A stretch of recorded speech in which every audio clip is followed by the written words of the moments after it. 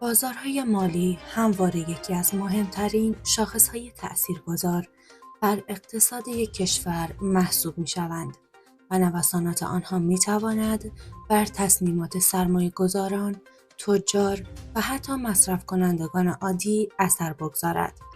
امروز نیز بازار ارز و طلا شاهد تغییراتی بوده که توجه بسیاری از فعالان اقتصادی را به خود جلب کرده است.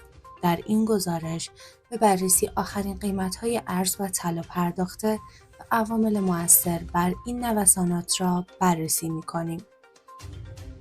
بر اساس آخرین نرخ‌های اعلام شده، قیمت دلار آمریکا در بازار آزاد به 92,660 تومان رسیده است که نسبت به روزهای گذشته تغییراتی داشته است.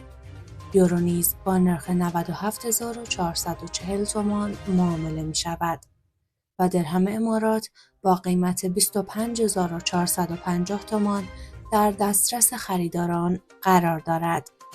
نوسانات نرخ ارز تحت تأثیر عوامل مختلفی از جمله تحولات اقتصادی داخلی و بین‌المللی و سیاست‌های پولی و میزان عرضه و تقاضا قرار دارد که در نهایت بر سایر بازارهای مالی نیز اثرگذار خواهد بود. در کنار بازار ارز، بازار طلا و سکه نیز با تغییرات قیمتی همراه بوده است. امروز هر قطعه سکه تمام‌بهار آزادی با قیمت 75,780,000 تومان معامله می‌شود.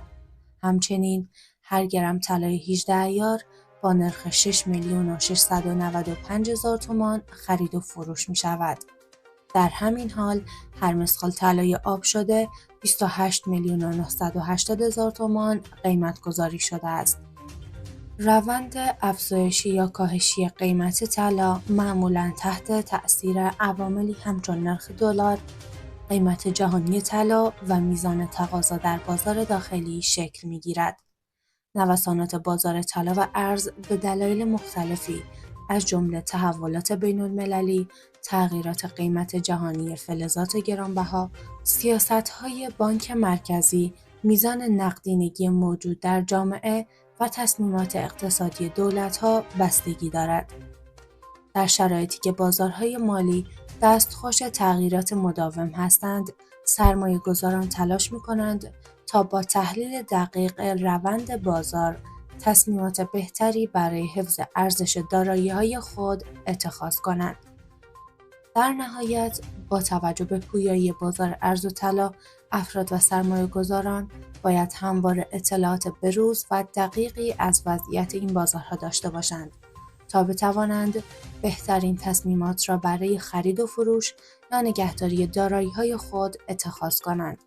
روندهای آتی این بازارها به میزان عرضه و تقاضا، تحولات سیاسی و اقتصادی داخلی و بین‌المللی و همچنین سیاست‌های کلان اقتصادی کشور بستگی دارد و پیش‌بینی‌ها حاکی از آن است که همچنان باید شاهد تغییرات قیمتی در این حوزه باشیم.